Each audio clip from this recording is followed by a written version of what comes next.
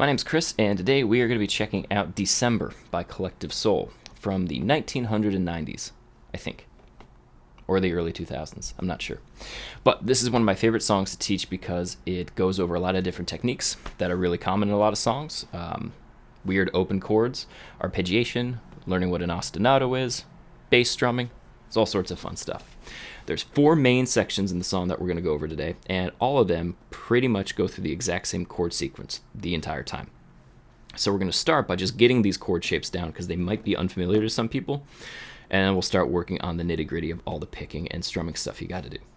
So we begin with an open G5 chord. This is just like a 4-finger G major chord shape, only we're not playing anything on the A string. So we got our second finger on the low G, the 3rd fret of the E string. We're using the inside of that finger to mute the A string, because if we're not playing anything on that string, we don't want anything ringing out there. It kind of sounds a little muddy and lumpy. The D and G strings are both going to be open, and then you're going to use your 3rd finger to play the 3rd fret of the B string, and the pinky finger to play the 3rd fret of the high E. So we end up with this. Now, from here on out, you're not going to lift up your 3rd or 4th fingers from where they are. They're going to stay exactly the same. The only thing that's changing is the bass note of each chord. So we're going to move down to fret 1 on the low E string for a low F. We're still muting the A string with the inside of that finger, and everything else is the same. Quick note, you might have noticed that I had to drop my thumb lower when I went from that low G to the low F. That's to facilitate that switch, that stretch, down from the 3rd fret to the 1st fret. Feel free to experiment with that a little bit. I know I, for one, can't really comfortably go down to that low F with my thumb still up here, where it is for most open chords. So feel free to let that drop. It brings your wrist down, and you're able to stretch farther. All right, 3rd chord. We move our 2nd finger back to the 3rd fret, but this time it's on the A string for a C note. You might recognize this chord. It's a C add 9. We're still muting the next higher string after a root note, so in this case it's the D string now. Everything else, again, is the same. And then we get to our 4th measure of the song. Our 4th chord is a B flat note. It's a G5 over B flat. So we play the 1st fret of our A string here, very similar to what we did between the G and the F. Everything's the same.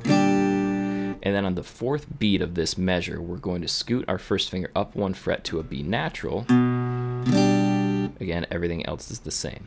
That's the one bar where it's a little bit different in each section of the song. I spend 3 beats on this G5 over B flat before I move it up on the 4th beat to a B natural.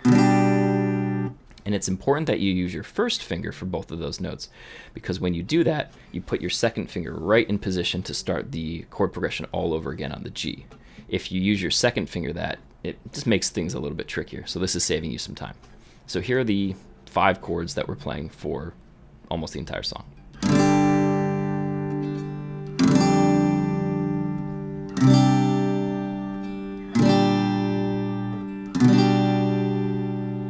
So if these are new to you or those feel a little bit weird, your first step is to just get more comfortable playing those different chords. And then try to go through the song just hitting each chord change as it happens.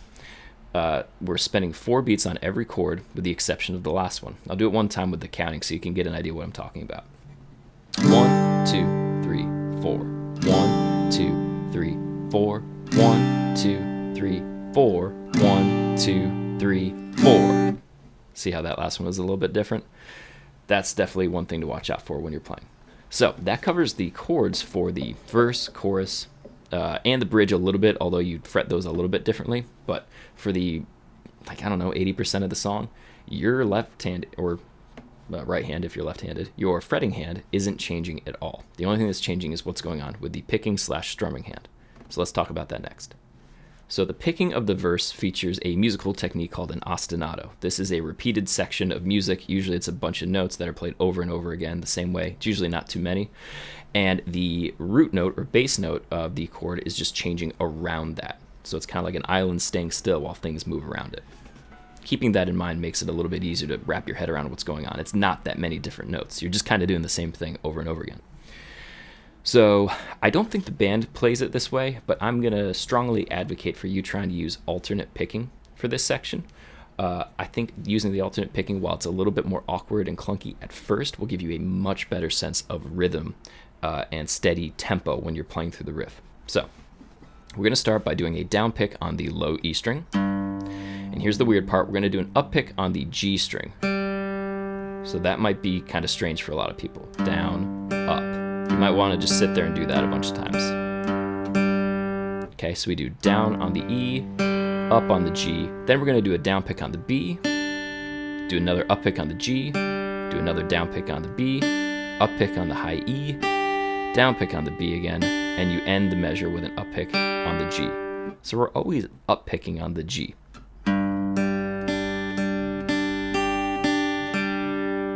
That's the ostinato right there, what you're doing on the top 3 treble strings. That's going to be exactly the same for the next measure. You're moving down to the low F, and you do the same thing. We move to C add 9. We do the same thing. The only thing different is you're picking the A string first instead. Okay, so here's where things get a little bit different. You go to your B flat, fret 1 on the A string. You're going to start the same. Down on the A, up on the G, down on the B, up on the G again. Then you're going to go back to the A string with a down pick, up pick on the G, scoot up to fret 2, down pick that string, and do another up pick on the G. So here's the last bar by itself.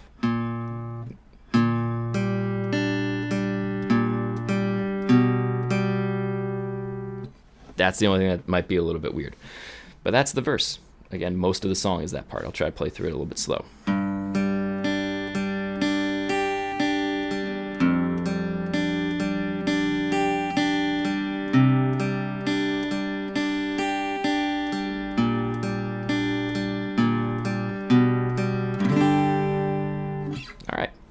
So now let's talk chorus. The chorus, as stated before, uses the same exact chords all over again. The only difference is we're now strumming them instead of arpeggiating them. The strumming pattern is a pretty standard down, down, up, down, up. That's it. Again, if that's new for you, best way to practice that is to mute all the strings and just do that a bunch of times, preferably with the song after you get going with it a little bit.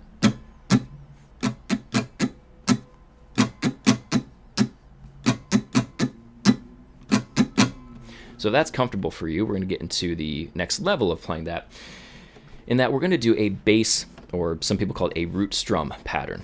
What that means is you're going to play only the root of the chord on the first downbeat of the song, the first down strum. So in measure 1, that's my 3rd fret of the low E string. I'm just going to hit that first. Then all the other strums are going to mostly aim for the top 4 strings. You don't have to be super specific about it. Don't get hung up on that. Just try to avoid the bottom 2 and you'll be fine. So it sounds like this. See how that separates the chord out a little bit? It doesn't quite hit you over the head with it too much. It's a little bit more nuanced. Sure. So let's go and do the exact same thing for the next chord. Okay, so you move your down pick on the root to the A string for the C add 9. And then of course we're doing something a little bit different for the 4th measure. Starts the same, down on the root, down on the higher strings. Then you're going to go ahead and strum all 5 strings of the chord with a down, up, move up to the 2nd fret, down, up. So that all together is down, down, down, up, down, up. It's a turnaround. It's to bring the energy back up a little bit to get you excited to hear the whole chord sequence start all over again. So here it is, all over again.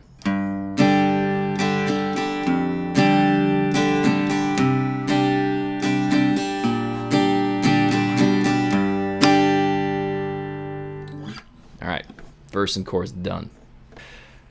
I hope you're not over water. No, I hope you are over water, because we're going over a bridge. That was terrible. I'm keeping it in. So the bridge features the same chord sequence as the rest of the song, but played a little bit differently. We're also employing a technique called palm muting. If you're unfamiliar with that, it's when you are lightly muting or muffling the strings with the side of your strumming hand. Not the palm. It should be called side of hand muting, but I didn't name it. To get the best sound out of this, you'll need to experiment a little bit, but general best practice, keep it real close to the bridge. On electric guitar, that's really easy to see. If you have like a Les Paul or some other kind of humbucker guitar, it's right between the bridge humbucker and the bridge itself, where you want to aim for that. Acoustic, just right before that saddle starts. See, if I move farther away from that, you put too much downward pressure on the string, you don't get any notes out. So we're palm muting almost throughout this entire thing. We're starting with our G5 chord again, except I finally let go of those top string because I don't need them, and your fingers probably need a break at that point. What we're going to do is we are going to do down strummed eighth notes here, because palm muting usually sounds best when you're doing all down strums, for the first 7 strums of this bar. So if I'm counting that, it's 1 and 2 and 3 and 4. The and of 4 is going to be a transition note. You're going to let go of the 3rd fret. You're just going to do 1 down pick on the open low E string to give you time to get to the next chord. So it's 1 and 2 and 3 and 4 and. Next chord is my G5 over F. So I go to fret 1 here. 1 and 2 and 3 and 4. The and of 4 has another transition chord. That's going to be the 2nd fret of the A string. Just going to hit that. So a little bit weirder. You're going up to another string. 1 and 2 and 3 and 4 and. Now, similar to what we were doing in the main riff, instead of using your 3rd finger to go to the 3rd fret, I want you to slide that up to the 3rd fret because we're going to need that 3rd finger later for something else. For the C add 9 chord, it's going to strum. It's actually just kind of a regular C5 chord now because we're not really going for the D note here. You're going to play that for a full bar. 1 and 2 and 3 and 4 and. So the palm muted stuff is 1 and 2 and 3 and 4 and 1 and 2 and 3 and 4 and 1 and 2 and 3 and 4 and. Here's the fun part. It's going to be kind of tricky for me to do on an acoustic, but we're bending a string now out of nowhere. So the reason we had to use our 2nd finger for the C note is we got to use our 3rd finger to sneak in and grab the 3rd fret of the G string, the B flat note. Now this is really cool because again, they're outlining the same chord sequence from the rest of the song. They're just doing it in a cool way. You're grabbing that note. You might need the 2nd finger behind it to back it up for bends. You might not. It depends on how much you've been bending before. But you're going to grab that, and throughout the entire measure, you're going to gradually bend that up to hit a half step bend, a B natural note 1 fret higher. On that downbeat of 4, again, I picked that 7 times, just like I was doing with the rest of the chord. You hit your target. So you go, I'll count it, 1 and 2 and 3 and 4. That last 8th note in the measure, we're letting go, and you're playing the open G string. A transition note again. We're doing that throughout this entire sequence. So it's 1 and 2 and 3 and 4 and. Listen to them for the timing. It's just a gradual bend. Just as long as you hit that B natural on the very last time you're picking that, you're going to be good. So here's the whole bridge sequence.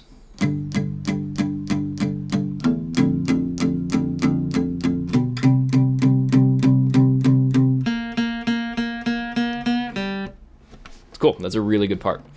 That repeats 4 times before you pretty much just kick back into the chorus. Halfway through, after 2 times of doing the bridge, another guitar track comes in and starts playing the verse guitar part along with that. So if you're in a band and you're the only guitar player, you kind of have to make a decision for which one you want to do. I would probably switch back over to the main riff of the song at that portion. All right, so we're on to the last part here, the lead guitar section. Lead guitar doesn't get a ton to do in the tune, but it has one riff it gets to play in what I call the refrain of the song. So, completely different, but kind of not really, from what we were doing before. We're going to use our first finger to do a little bar across the top 2 strings, fret 3. See how I said that's totally different? We haven't barred yet, but hey, we've been playing those 2 notes a lot. So we're barring across there, and we're going to do some staccato picks on that. Staccato means short and clipped sounding.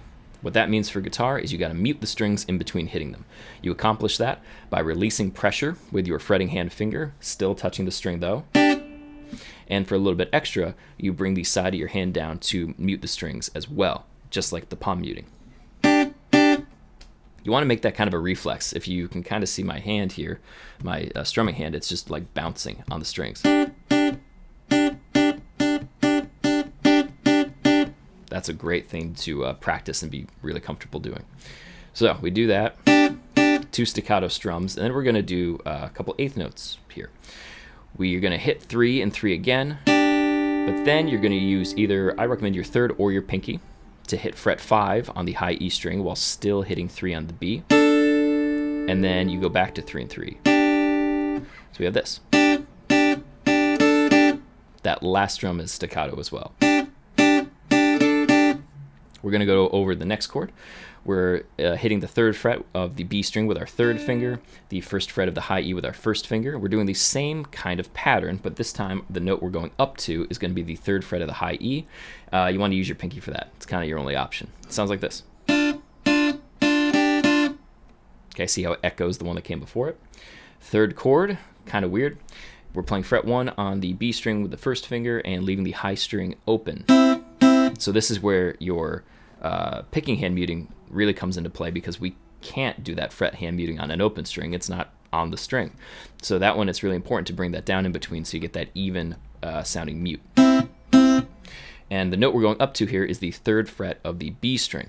The added challenge here is that you got to get both fingers round enough so that they can go over the high E string and not mute that.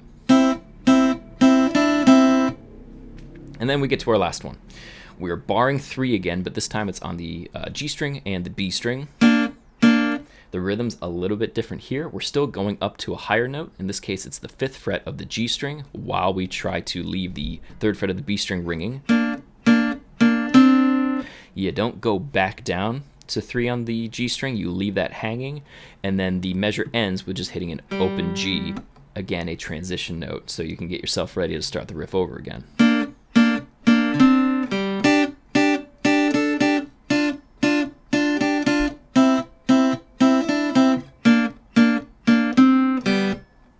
A little sloppy there at the end, but I promise I can do it.